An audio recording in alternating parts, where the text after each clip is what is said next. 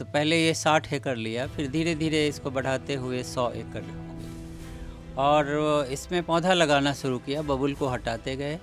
अभी पूरे तपोवन में जड़ी बूटी, फल फूल, छायादार करीब 18,000 पौधे लगे। यहाँ यूपी के करीब 300 कृषि अधिकारी आके सीख के गए। ट्रेनिंग 3 दिन का होता है कि कैसे हम कीटों से बचाएं, कैसे हम परमात्मा की याद से, योग की विधि से हम बहुत अच्छा सब्जी, फल कैसे उगाएं। बीच में एक बात काट करके पूछूंगा, मैं भी कई कृषि अधिकारियों के पास जाता हूं, किसानों के पास जाता हूं, एक ही बात आती है कि खेती घाटे का सौदा है और अगर केमिकल नहीं डालेंगे, केमिकल वाली खाद नहीं डालेंगे, कीटनाशक नहीं डालेंगे तो और ज़्यादा हमारा घाटा बढ़ जाएगा। क्या आप जिस तरीके से खेती कर रहे हैं वो लाभकारी खेती हो पा रही है? आज सबसे बड़ी बात है कि खेती को उपजाऊ करने वाला जो केचुआ है वो धरती के नीचे चला गया, 8 से 10 फुट नीचे। कारण क्या है? यूरिया और पोटास। उसके लिए हम एक बहुत अच्छा जीवामृत तैयार करते हैं। जीवामृत में हम क्या करते हैं, थोड़ा सा बताता हूँ कि 200 लीटर पानी ले लेते हैं, उसमें 10 लीटर गोमूत्र डालते हैं देसी गाय का, और 10 किलो गोबर, 4 किलो बेसन, 2 किलो गुड़, 4 लीटर छाछ और 2 किलो बड़ के पेड़ के नीचे की मिट्टी। क्यों कहेंगे? क्योंकि बड़ के पेड़ पर बगुला बहुत बैठता। बगुला का जो बीट होता है उसमें बहुत ज़्यादा लाभदायक बैक्टीरिया तैयार होता है। तो ये सब को क्या करते हैं, हम एक ड्रम में, 200 लीटर के ड्रम में मिला देते हैं। अभी हम जड़ी बूटी का वो पूरा ही एक जॉन बनाए हैं, हर्बल जॉन, जहाँ हर प्रकार के तैयार करते हैं, हम पाउडर भी तैयार करते हैं।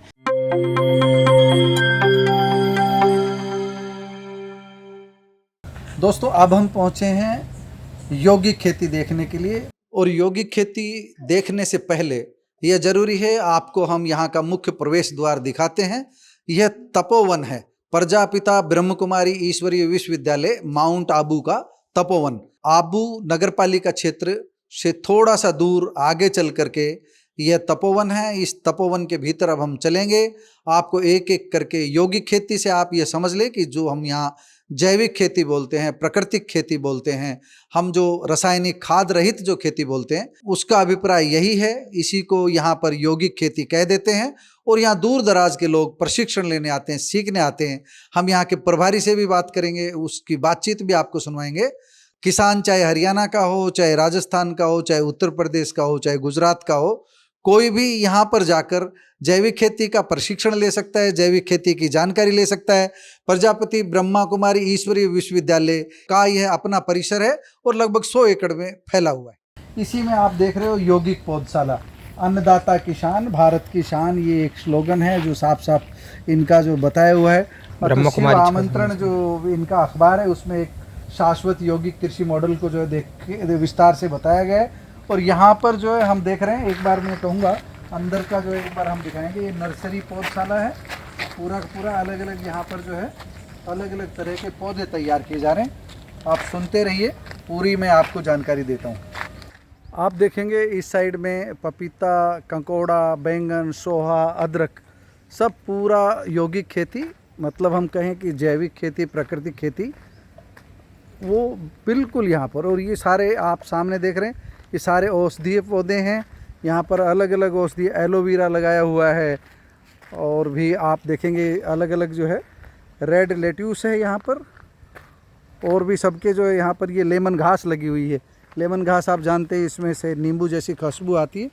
और ये ग्रीन लेट्यूस एक बार फिर यहाँ पर आप देख रहे हैं।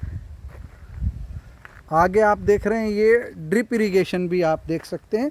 ड्रिप इरिगेशन का मॉडल है, बूंद बूंद पानी से, पानी की काफ़ी बचत होती है इससे। इधर फूलों की खेती का एक मॉडल डेवलप किया गया है, तो यहाँ पर फूलों की खेती होती है। और इधर आप देख रहे हैं कि केले, पूरे पेड़ किस तरह से विकसित हैं पूरे के पूरे। दोस्तों, अगर मैं आपको पूरा परिसर इसी तरह धीमी गति से दिखाऊंगा तो बड़ा समय लग जाएगा, हम इतनी लंबी वीडियो नहीं कर सकते। इसलिए आप मेरे साथ थोड़ा सा फास्ट, तेज़ रफ्तार से पूरे कैंपस का एक आपको मैं विजिट करवाता हूँ। आप देखेंगे इस कैंपस में एक एक खेत में पपीता और अंगूर एक साथ लगे हुए हैं। साथ में यहाँ पर जो खजूर है, खजूर की खेती, विदेशी खजूर यहाँ पर लगाया हुआ है। खजूर काफ़ी विकसित हो चुका है। आप इस परिसर का एक बार निरीक्षण करते रहिए हमारे साथ अपनी स्क्रीन पर।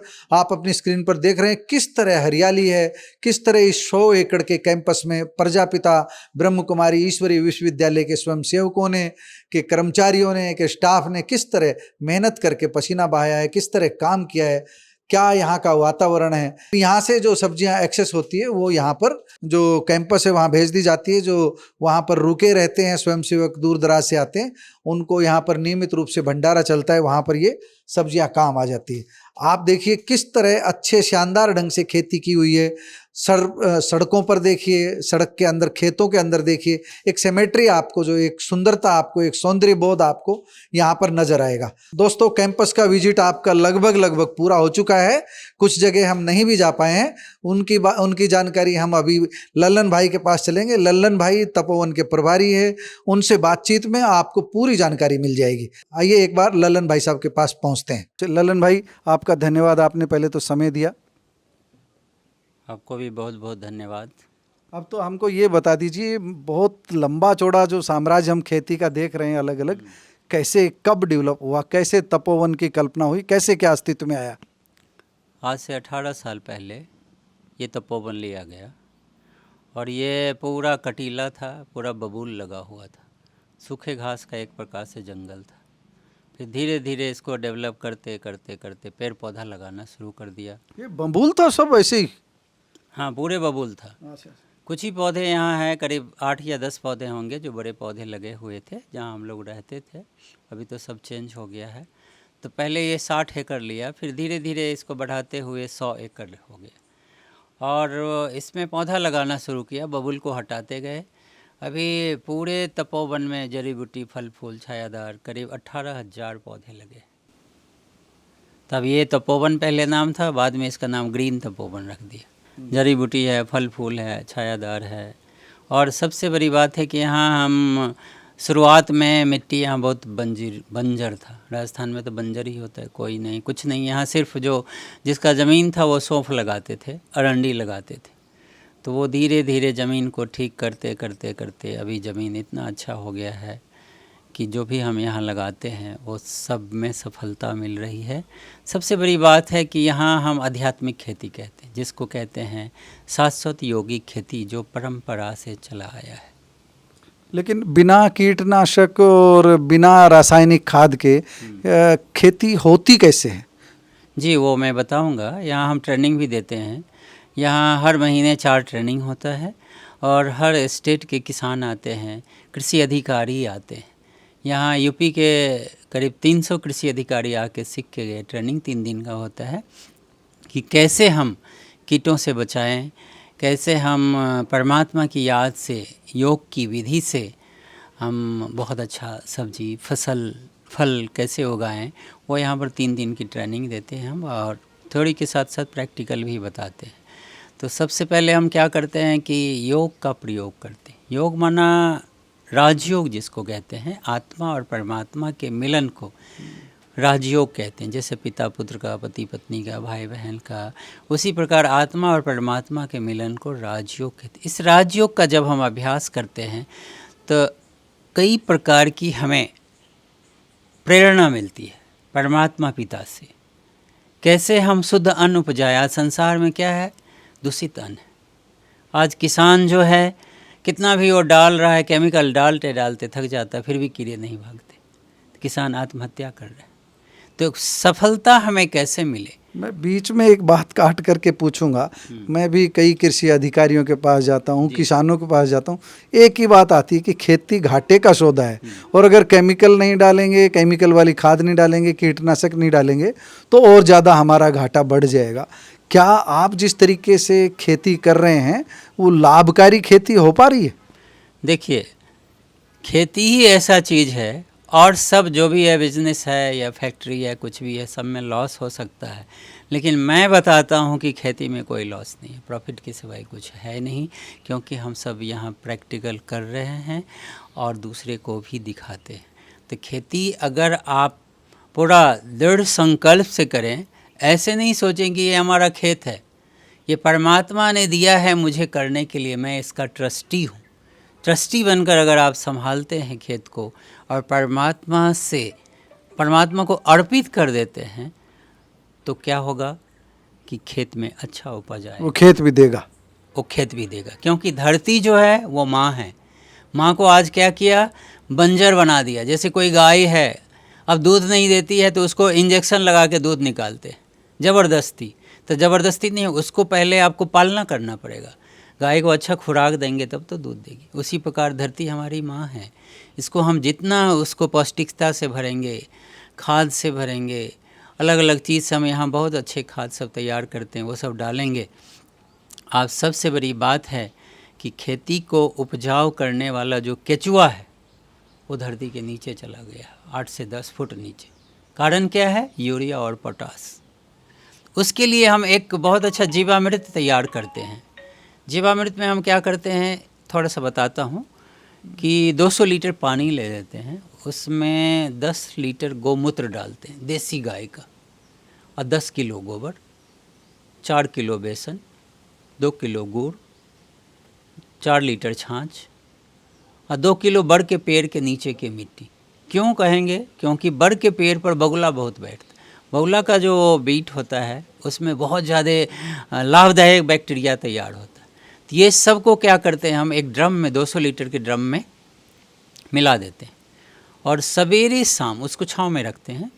एंटी क्लॉक वाइज उसको घुमाते हैं 3 से 4 बार, सवेरे और शाम को। 3 दिन में वो खाद तैयार होता है। उसमें ऐसी खुशबू आती है, जब हम धरती में देते हैं तो उस खुशबू के कारण जो नीचे चला गया है केचुआ वो ऊपर आता है। जब केचुआ ऊपर आता है तो पूरे धरती को भुरभुरा कर देता है। तो आज जो उपज नहीं हो रहा है, केचुआ नहीं है, धरती बंजर हो गई है, कठोर हो गई है, पत्थर के समान। तो केचुआ जब आता है तो उसको पूरा सॉफ्ट कर देता है। तो जो भी हम बोते हैं तो जड़ का विकास होता है। जब जड़ का विकास धरती के अंदर होगा तो फल तो अच्छा ही आएगा। तो ललन भाई, आप तपोवन के प्रभारी हैं, तो आप पूरा का पूरा हमको एक बात और बताइए, जो औषधि पौधे लगा रखे हैं उनमें से 10-20 पौधों के नाम, और यहाँ पर जो पानी की स्थिति है ज़मीन का उसके बारे में बताइए। उस पानी में पानी मीठा है यहाँ का? जी, यहाँ का पानी मीठा है और यहाँ करीब 8 से 10 बोर है, उसमें बोरिंग पानी है करीब 300-350 फीट पर। औषधि पौधे कौन कौन से यहाँ पर हो रहे हैं? बहुत सारे हैं आपको औषधि पौधे, जैसे कि कहते हैं अश्वगंधा है, अमलतास है, सप्तपर्णी है और बहुत सारे हैं। मतलब बहुत सारे हैं। हाँ, सर्पगेंदा है। उसके बाद है अभी हम जड़ी बूटी का वो पूरा ही एक जॉन बनाए, हर्बल जॉन, जहाँ हर प्रकार के तैयार करते हैं हम, पाउडर भी तैयार करते हैं, फिर देते हैं लोगों को भी। अमलतास से तो बहुत ज़्यादा फ़ायदा है। किसी को कॉन्स्टिपेशन है, एलर्जी है, तो अमलतास को हम चूरन करके उसको पानी में रख के सवेरे रखते हैं, करीब 6 इंची को चूरन करके, और रात को भोजन के बाद लेने से उससे पेट साफ होता है। अगर कोई प्रकार की एलर्जी है तो रात को रखते हैं और सवेरे खाली पेट पीते हैं। तो ये अमलतास की वो जो हर जगह है, लंबी लंबी फली आप देखते होंगे, और उसमें फूल भी बहुत गोल्डन कलर का आता है। उसके बाद अश्वगंधा है, अश्वगंधा का भी यहाँ चूरन, ये जो है सिंगी सोजना, उसके पत्ते को भी पाउडर बनाते हैं, उसके फल को भी, बीज को भी पाउडर, उसके बीज से आई ड्रॉप। अभी मार्केटिंग यहाँ की जैसे हम करें कि उत्पाद ऐसा होने लग गया जिसको बाजार में बेचा जा सके। देखिए, हमारे संस्था में कोई भी चीज़ हम बेच नहीं सकते हैं। अपने ही इतने मेंबर हैं जिसको हम यहाँ से दे देते हैं। हमारे यहाँ करीब, हम यहाँ हेड ऑफिस में 5000 लोग रेगुलर रहते हैं और कई प्रोग्राम होते रहते हैं। तो यहाँ करीब 10 से 15,000 लोग आना जाना लगा ही रहता है। और आसपास में हमारे सेंटर बहुत सारे हैं, तो ज़्यादा उपज होता है सब्जियों का तो सेंटर में भेज देते हैं। यहाँ शांतिवन है, पांडवन, ज्ञान सरोवर, हर जगह यहाँ से सब्जी फल बहुत सारे, यहाँ पपीता निकलता है तो पपीता भी भेजते हैं। अभी ड्रैगन फ्रूट इधर लगा हुआ है, जो निकलता है। स्वीट कॉर्न लगाते हैं यहाँ, बेबी कॉर्न लगाते हैं, जो राजस्थान में संभव नहीं है। अंगूर कहीं नहीं होता है, यहाँ अंगूर हम 3 तरह के अंगूर करते हैं, काला, हरा और पर्पल, और वो भी जैविक विधि से योग का प्रयोग करते हैं। अब बता रहे थे ना कि यौगिक खेती माना आध्यात्मिक खेती। तो जैसे मैं एग्जाम्पल बता रहा हूँ, किसान आज से 100 साल पहले कोई भी यूरिया पोटास नहीं, अपने घर से राख लेके जाते थे, खेत में डालते थे। बीज लगाने से पहले जो भी इष्ट थे, फोटो रहता था कोई भी देवी देवता के, वहाँ जाके कि मैं जा रहा हूँ आज बीज लगाने के लिए, उनको समर्पित करके बीज लगाते थे शुद्ध मन से। जो भी वो बोते थे बहुत अच्छा फसल आता था। अभी तो लिए बीज चल दिए कि आज खेती करना है। यहाँ बता रहा हूँ मैं 3-6 साल पहले इलाहाबाद के 18 साइंटिस्ट आए थे एग्रीकल्चर। उन्होंने यहाँ से मिट्टी उठाया, खुशबू लिया, उन्होंने बताया कि ऐसा मिट्टी हमारे यहाँ भी नहीं है, हमारे यूनिवर्सिटी में हम लोग इतना प्रयोग करते हैं। इस मिट्टी को आपने बना दिया है जी, ऐसा परमात्मा की याद से ऐसा बनाया गया कि जो आप बोएंगे वो अच्छा से अच्छा फसल देगा। धन्यवाद। आपने ललन भाई की बात सुनी, डायरेक्टर हैं तपोवन के। और हम आपको ये भी बता दें कि प्रजापिता ब्रह्मा कुमारी ईश्वरीय विश्वविद्यालय का जो ये तपोवन है, ये इसकी कहानी थोड़े से शब्दों में आ नहीं सकती। आपको कभी तपोवन आना हो तो आपको प्रत्यक्ष में देखने से ज़्यादा अच्छा अनुभव होगा। देखना ये है कि आप देखिए इन्होंने किस तरह, ललन भाई ने स्पिरिचुअल से, आध्यात्मिकता से इस योगिक खेती को जोड़ा है। योग को किस तरह राजयोग से जोड़ करके इस खेती को हमारे माध्यम से आप तक ये बात पहुंचाइए कि आध्यात्म के जरिए भी खेती को अच्छा किया जा सकता है, मुनाफे का सौदा किया जा सकता है, खेती को घाटे से उबारा जा सकता है। आपका बहुत बहुत धन्यवाद। मैं अपने दर्शकों को एक बात ज़रूर बताता हूँ, ज़रूरी नहीं जो मैं कह रहा हूँ वो सच हो, ज़रूरी नहीं जो ललन भाई कह रहे हो वो सच हो। असहमति के आपके अधिकार का हम हमेशा सम्मान करते हैं, लेकिन जो इन्होंने बताया है वो देखना समझना आपके लिए ज़रूरी है, क्योंकि उत्तम खेती ये हमेशा से कहावत रही है। और उत्तम खेती कब होती है? जब हम उत्तम खेती को बनाए रखते हैं, जब उसका प्राकृतिक स्वरूप बनाए रखते हैं, उसका जैविक स्वरूप बनाए रखते हैं। जैसे केंचुआ आपने बताया, मिट्टी की ऊपरी परत जब मुलायम होगी, सॉफ्ट होगी, नमी रहेगी उसमें, तो अच्छी पैदावार मिलेगी। आपका बहुत बहुत धन्यवाद ललन भाई। दोस्तों, आपने ललन भाई साहब की बात सुनी, आप सब कुछ समझ गए होंगे किस तरह इस कैंपस की व्यवस्था चल रही है और यहाँ पर क्या क्या है। आइए अब एक बार बाहर चलते हैं और बाहर एक विजिट आप देखेंगे। ये तपोवन के बाहर की सड़क है जो सीधी अब आबू रोड जा रही है। आबू का मतलब आबू नगरपालिका क्षेत्र में स्थित प्रजापिता ब्रह्म कुमारी ईश्वरीय विश्वविद्यालय कैंपस में जा रही है। और हम कैंपस में जाकर के आज आराम करेंगे। और ये रिपोर्ट आपको कैसी लगी ये कमेंट बॉक्स में जाकर बताइएगा ज़रूर। और अपने साथी किसानों को बताइएगा, ये बताइएगा कि जहर मुक्त खेती के लिए तपोवन जैसी तपस्या बेहद ज़रूरी है, हर किसान के लिए ज़रूरी है। और सरकारों को भी इस पर ध्यान देना होगा। सरकार को भी ये सबक लेना होगा कि जब तपोवन विकसित हो सकता है तो सरकार अपने स्तर पर जैविक खेती को इतनी तेज़ी से विकसित क्यों नहीं कर सकती। दोस्तों, आपको ये रिपोर्ट कैसी लगी कमेंट बॉक्स में जाकर बताइएगा ज़रूर। नमस्कार, धन्यवाद।